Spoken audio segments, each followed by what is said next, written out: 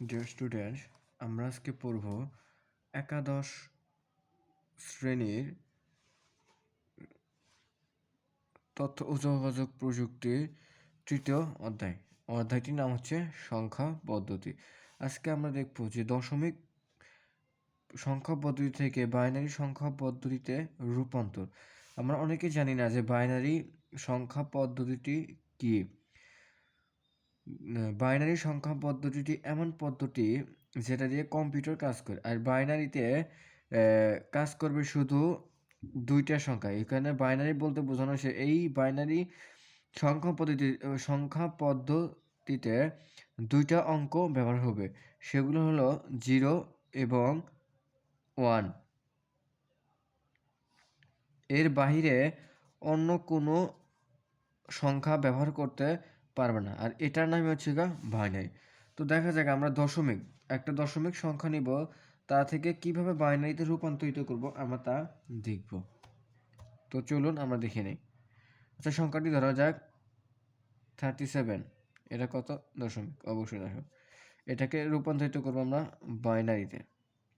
তো যখনই আমাদের বলবে যে এরকম একটা পূর্ণ সংখ্যাকে যখন বাইনারি করতে বলবে, তখন আমরা কি করতে হবে?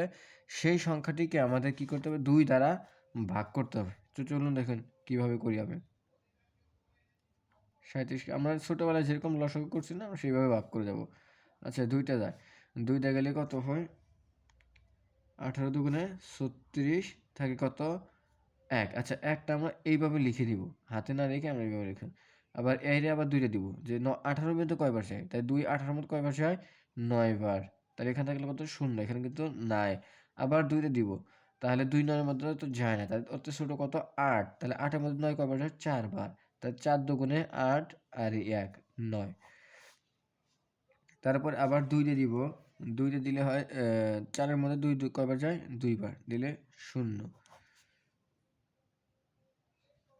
তাহলে আবার 2 দিব, 2 দিলে যাচ্ছে যে 2 এর মধ্যে গেলে থাকবে লগা একবার যাবে, থাকে 0।